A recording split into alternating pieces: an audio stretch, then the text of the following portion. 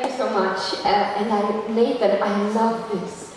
I just love this microphone. You know, I will tell you my story, but first I would like to put the hat of UN representative and tell you a few things from the bottom of the heart of UN representative. And then we will talk a little bit about the woman, mother, whatchamacallit, Simona. Deal? Because I will allow more time for the dialogue with you. That's why I came for. So, first of all, I have to say that I'm very grateful for this chance, Georgiana, who generated all this. Because you gave me the chance to share a few thoughts at the end of this Global Scholar Symposium. And you know, I'm one of those Romanians who never had the chance to study or travel abroad when I was your age. So for me, to be able to speak at the prestigious Cambridge Union, it's an absolutely incredible achievement and an incredible honor. So I'm a little bit nervous, but as I was telling one very nice interlocutor, nervousness and emotions just give a human touch that honor all the possible public communication skills that you might have. Emotion is not wrong. Don't be afraid to be emotional. I'm proud to be emotional, as long as the emotions are constructive and positive. I was looking at you these 2 days, and I saw sparkles in your eyes. And this is, I think, a proof that this symposium shaped many learning experiences and ignited powerful networks and gave you, I hope, new toolkits for paving while identifying future options, because you are at that beautiful age of, you know, uncertainty and question marks. Oh my God, I miss those times. The biggest gift that you have in this moment is the fact that your future lies ahead of you. Oh my God, what a plethora of experiences is waiting for you. So you are all part of an extraordinary occasion to discover the world from different or new perspectives, to become even more aware of the global current realities, of the challenges we all face, not only you, and to seek opportunities that you might have, while minding the gaps, of course. And by the way of minding the gaps, I tell you, everything is connected in life. You know, I always visited London in official trips. The last time I visited London was when I was foreign policy advisor to the president, and the last bilateral visit was an invitation of Her Majesty Queen Elizabeth. And so I always traveled to London by official cars. On the 19th of April, I traveled for the first time with the Underground in London. And I finally found out how popular Mind the Gap phrase is. I never had any idea about this. So I tell you, everything is connected. I think that this symposium actually was one of the best ways to make you aware of how you can contribute to the world and with what you can contribute to the world, to your world, in order to shape the future we want and the future, especially the future that you deserve. You know, actually everyone can get involved and has to get involved in this, in overcoming all these daily challenges. Parents play a key role, and I see here, and I honor here a wonderful parent of a beautiful child that I just met by chance yesterday. Professors play a crucial role, of course. Governments have an important role, if you like it or not, in shaping all the policies and implementing them. The private sector has a role, the NGOs have a role, but as I was saying in the panel, each of you has a role. And you really have to be directly involved. Not with big things, start with the small ones. And you first should make your voice heard more. Be heard more. It's not by chance that you have these public communication skills. It's skills training. You have a debate, right, or a panel on this. Essential. Just We want to hear your voice. And the role of youth, your role, cannot be overstated, because we all rely on you. And of course, there are efforts made to build your capacities, to promote and reinforce your potential in order to be able to contribute to any society and to its values and to its future. And you are a major resource for development, for peace building, as we were discussing in the panel. And you are key agents of social change. Key agents of social change, of economic growth, of technological innovation. It is in this spirit, my dear world shapers, because I like to call you like this, I urge you to herald together, because you found another kind of togetherness here, the way to a new world. A world that is not as disappointing as it seems today, as discouraging as it seems today, or maybe it is. So you can do it by learning, researching, innovating, daring, dreaming, taking action, and taking the lead. I will never stop saying that each of you is not only a future leader, but also a present leader. At your local level, at the school level, at any level, it's important to get engaged, to get committed to a cause. I would like to kindly ask you, actually take it as an advice. I'm at the age at which I cannot afford advice, to giving advice. Let yourselves be inspired every day. That is what I do. Absolutely every day I find a source of inspiration. You want to know what inspired me yesterday? Because today I didn't have time. No, I'm kidding. I was inspired by the discussion with the two ladies that I had in the panel.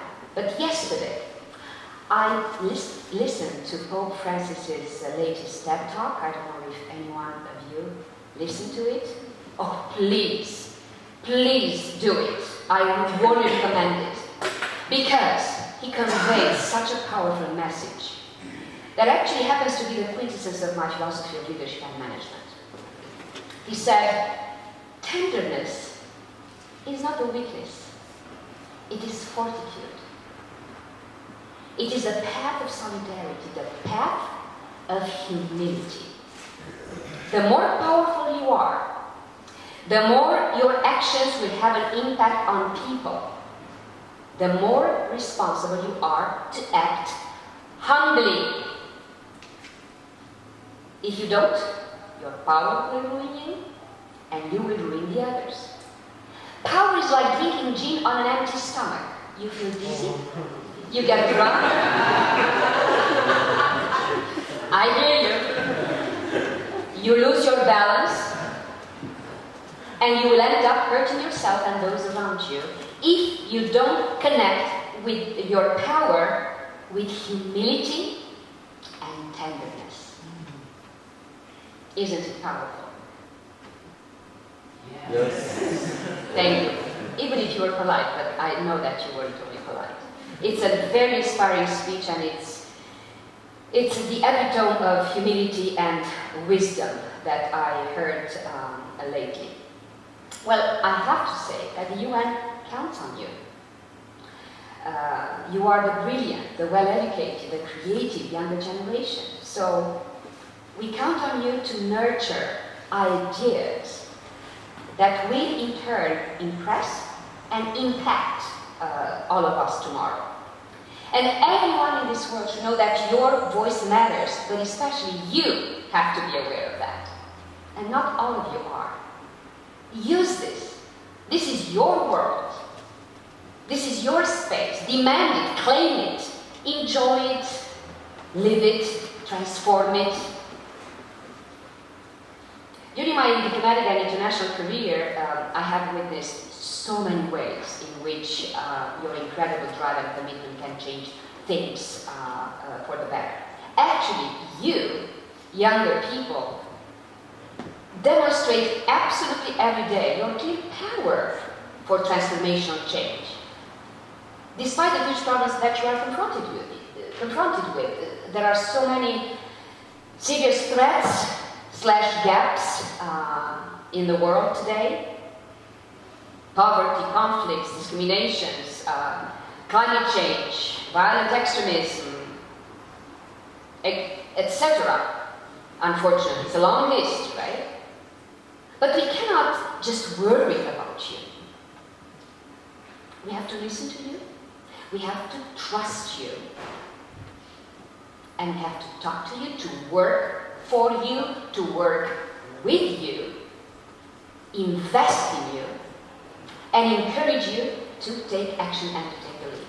And most of all, we have to instill in your mind the right leadership skills. And I found an author who defined leadership very well, and I will share this with you. His name is Jim Rohn.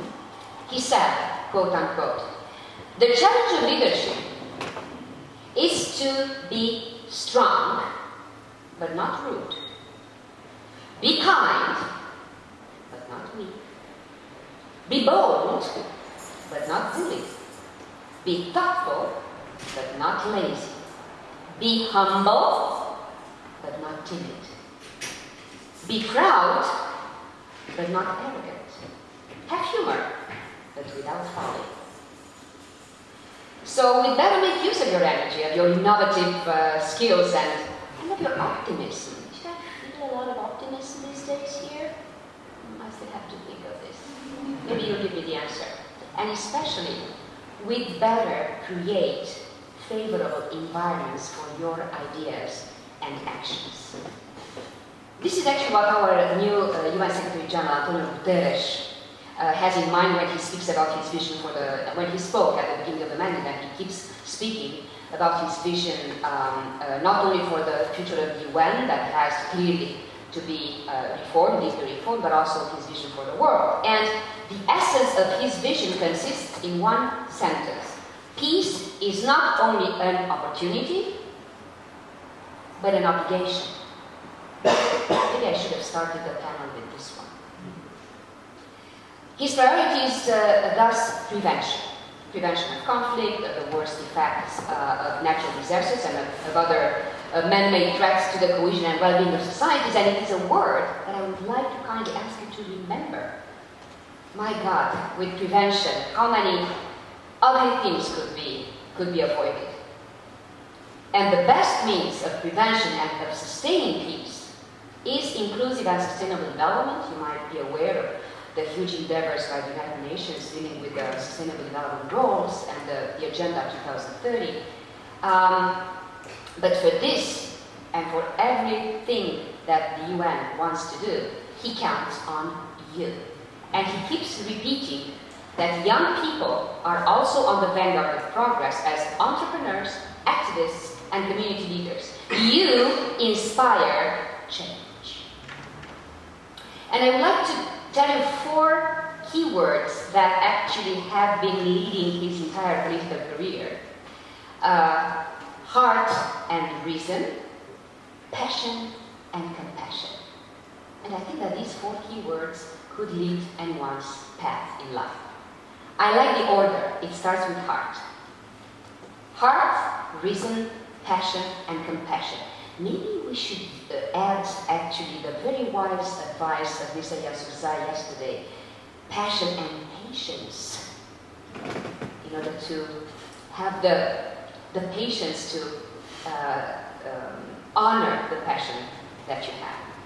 So this is the momentum for you to be united and to participating in identifying the solutions to all known challenges that we are facing. And this is not just a phrase, it is a reality. A lot, and even I heard a lot the phrase, youth has not only to be part of the problem, but part of the solution. Yes, because you can. Or as someone said, because these days the film festival in Cannes, yes, we can. But I just want to kindly ask you, and to urge you actually, warmly and kindly, to explore, to dream. And you see that this word comes all the time, because I believe very much in the power of dreaming. Discover but most of all, please take action and take the lead. I would like to close this part of my speech by expressing my true hope. It's really sincere. That given the current international situation, very complicated and very complex, what a generous word, complex, I really think that you will be able to find the answers, the right answers, where we, the not so young generation, failed in asking you the right questions.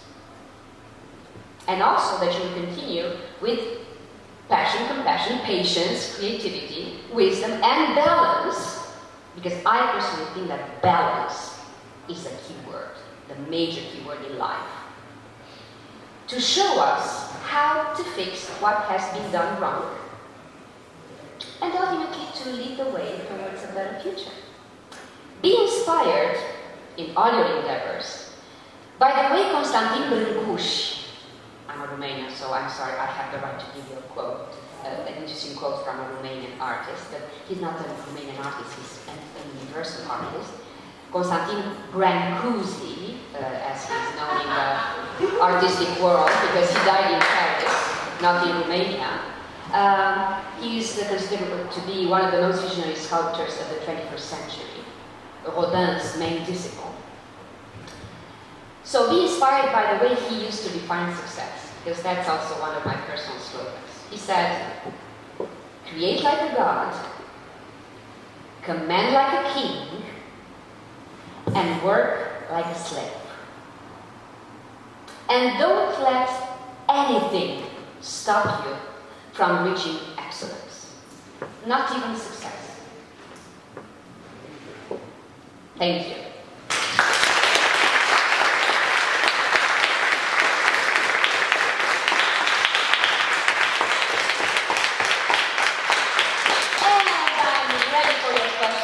So ready, if you have any. I understood from Georgiana that you are curious about how I managed to get where I am. Do you want me to tell you in a few words the story of my life? Well, how many hours do we have? Okay, I will try. This is quite a challenge. But I want to tell you how I managed to get here. Exactly, or especially because there's nothing special about it. Because there is no secret recipe of success. The recipe of success contains a few key words. Heart, reason, passion, compassion. Hard work, personal sacrifice. It's unavoidable. Oh, where should I start from? I wanted to be an actress and singer. Is that obvious? Okay. Well, in communist Romania, in those times, more than 30 years ago, there was one drama academy with 7 slots per country. Romania is a country with about 20 million people. 7 slots per country. The only drama academy. And the main criteria was not talent, but social origin. I didn't belong to the working class, I belonged to some very modest intellectuals from a modest town in Transylvania. I know that you don't like this, and you look at my teeth. Don't worry. My parents, because I was a star, got all the prizes for reciting poems, music, being a local actress, amateur of course. They freaked out. They thought that I would face failure. So out of a lot of love, they plotted with my mentor, an actor in the local theater, to tell me that I have no chance to get into the drama academy. I know what you're thinking, because you belong to other times. Oh, those parents, how could they do that to her? No, it was out of love. They just wanted me not to fail. Okay. So I gave up. I gave up too easily. And that's part of my message that I want to leave you with. And then I went to the school just because the French and English literature school in the beautiful cultural capital of Transylvania. just because there was a great student theater group and a great music band, student band there. But then I fell in love with literature, and then I just realized that diplomacy is sort of an acting profession. You're not the actor on a theater stage, you're the actor on the world stage. Wasn't Shakespeare right? We are all actors on the world stage. So I started dreaming of this. And that's why I encourage you not to give up dreaming. Dreaming is so wonderful and it nurtures your soul along the way. And it makes you overcome the difficult moments. Because everyone goes through difficult moments. Well, I couldn't be a diplomat because before 1989, before the Romanian Revolution, women weren't allowed to be diplomats in the Ministry of Foreign Affairs. And youngsters weren't allowed to travel or study abroad. So, I patiently took the job of teacher, and that made me fall in love even more with you guys, with the younger generation, and that made me, take the decision to be the champion of the younger generation for the rest of my life. And then after the Romanian Revolution, I became a diplomat. A woman diplomat in a ministry where women weren't allowed to be diplomats. And I became the first spokesperson of the foreign woman, female spokesperson of the foreign ministry in a ministry full of men who were used to the professional secrets, not to public information. So I was literally begging for information. But I was resilient. So I made a spectacular career, especially in public diplomacy. So spokesperson of the foreign ministry, and then I became the first ever press secretary of the Romanian embassy in Washington, D.C., the most important embassy in the bilateral diplomacy, and actually created the press office. I'm very proud to say that I was the first, I created the first official site of Romania on the internet in 1995. I consider it one of my major achievements. Thank you. You cannot imagine explaining to accountants in the Ministry of Foreign Affairs what I want to do. You cannot imagine, but I was resilient and persistent, because persistence is another word that I want you to remember.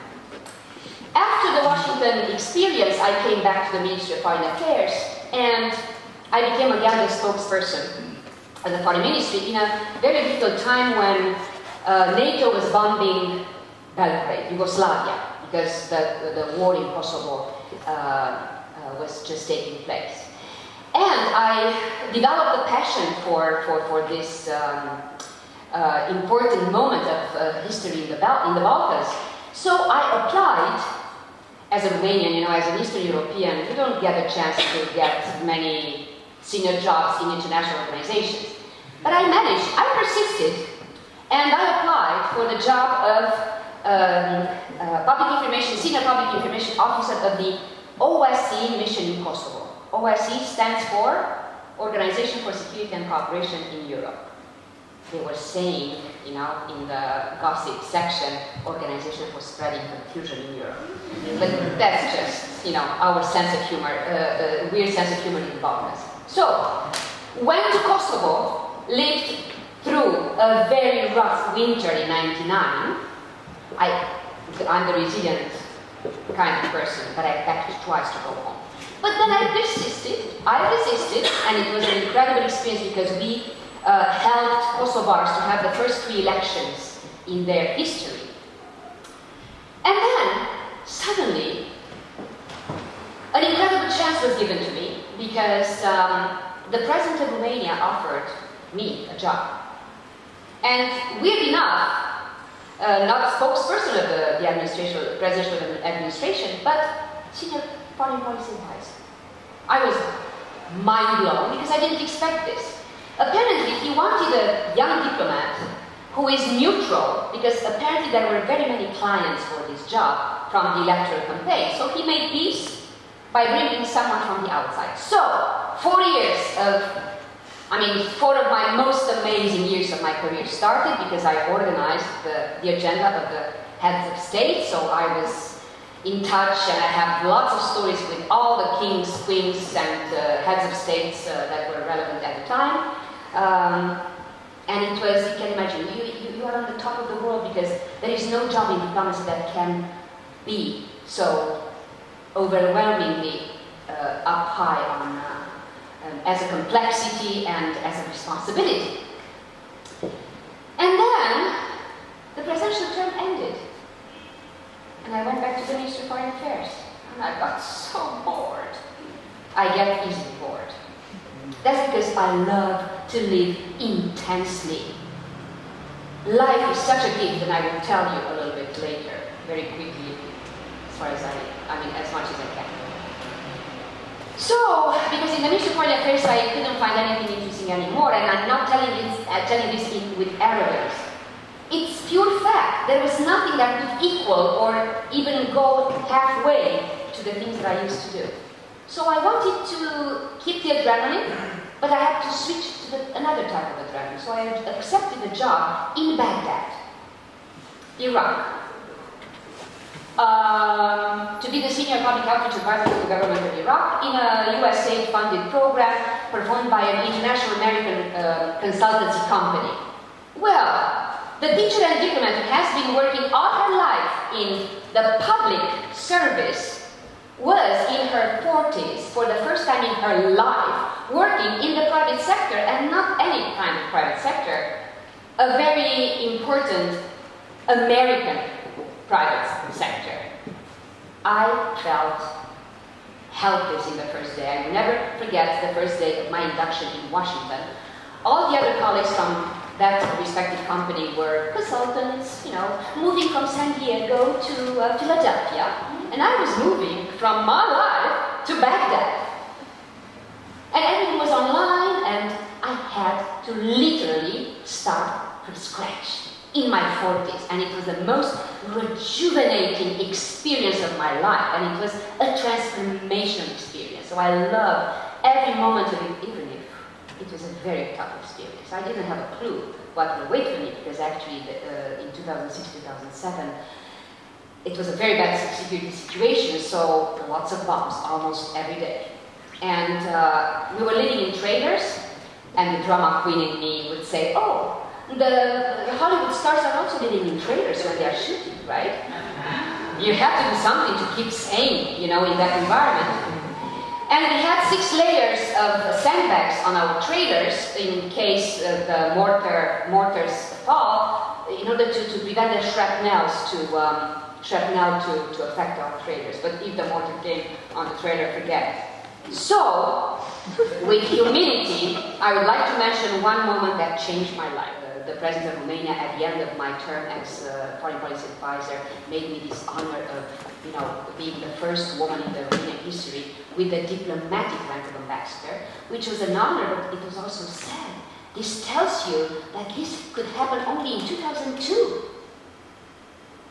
The first woman in history is, of course, an honor, but also I had a bittersweet taste. So, I was in my trailer at the first mortar, the first bomb experience.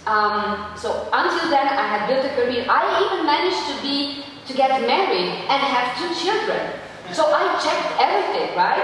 I thought I can do everything. I thought nothing can discourage me, and nothing depends but on me and my will and my power. And then we are summoned to stay in the trailer, because we didn't have bunkers, so we just had to sit in our trailer. So I just surprised myself, hiding in the bathroom. Why? If the mortar came, it doesn't matter if you're in your bed, or in your bathroom. But the human instinct made me go in the bathroom and just wait. Just wait for someone else to take a decision for me. I couldn't believe this. It was the first time when I couldn't determine what I can do. So, since then, there are some divine celestial forces. You can call them in any way, or you can call it destiny, that we are encouraged to adorn and to develop. But since then, I think a little bit that, the path is somehow prearranged. I don't know. I'm still reflecting on this. Maybe you will help me. After the Iraq experience that ended after 1 year and a half, very abruptly because 5 of my colleagues were kidnapped. Unfortunately, over the years, only four of them died in captivity, and one of them was released later. I went back to my Ministry of Foreign Affairs. And I was, again, spokesperson and director of communication, and then I was appointed ambassador of Romania, or permanent representative of Romania to the United Nations, with the rank of ambassador. Extraordinary, I love that part. Extraordinary and plenipotentiary, I like that too. And after 7 years, incredible 7 years of my life started. So, and then at the end of my mandate, a beautiful coincidence, because again I was in a situation in which there is no other diplomatic experience that can equal being ambassador to the UN, because there is no other ambassador position in which you interact daily with 192 countries. You are involved in more than 177 main topics of the agenda of the General Assembly. You are involved in negotiating around 600 resolutions per year, and so on. It was an amazing time in my life, but another key message that I want you to remember: never hesitate to follow your heart, because my passion for singing and for acting never left me. I became a very educated audience, a passion audience. I'm a compulsive cultural consumer, okay? But then, in Iraq, I restarted singing, because that helped me keep my mental health intact. We had a band in the campus. I was a leading singer. Our boss had such a sophisticated keyboard that he didn't need much talent. Many buttons that would do the job. An exceptional drummer from New Zealand, a fantastic guitar player from Ireland. So we had a band, we had gigs in the security camps. It was fun. Madam Ambassador, actually, I was a Simona from Romania. Nobody knew about my distinguished CV. That's why I'm saying humility is so important. And it helped me, recreate myself, reinvent myself. Reinventing yourself is never too late in life. Never. And then when I became ambassador to the UN, I followed my heart again. Because in Baghdad, where for the first time in my mid-40s, I took the time to look in the mirror and ask myself if I'm happy or not. It was very late. Please do it much earlier. Find 5 minutes, not only to put some makeup, but just look at you and ask yourself, how are you? Are you happy? Did you accomplish what you needed to accomplish? Please stop for 2 seconds for your sake. So, when I stopped and looked, well, what else could I do in the evenings? Because we were, in the trailers, and, it was a very solitary exercise. But again, good for meditation. I decided not to give up my love for music again. So when I became an ambassador, to make the story short, because anyway, I already consumed a lot of time, I made 2 projects that made history in the United Nations.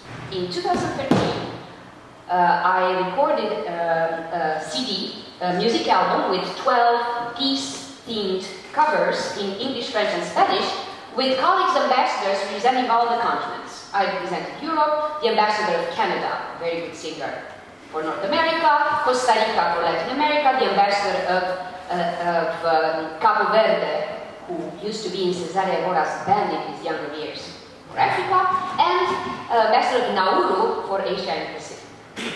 And it was a hit. All the proceeds of this music album that we had on Amazon.com, iTunes, CDBaby.com, went to youth programs. Because again, whatever I do, I want to do it for the younger generation.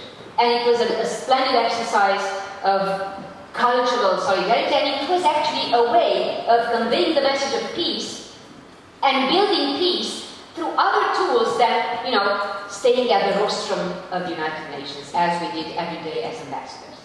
And then, because success is very pleasant, And also because I found finally the right musicians. 1 year after, I founded the first UN ambassadorial rock band ever. It's called UN Rocks.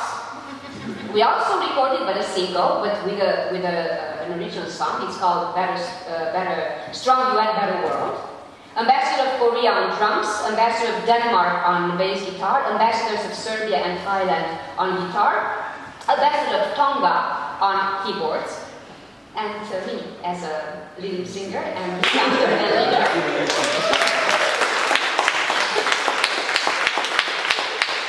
I'm very happy because this cultural project is beyond being, an artistic gesture.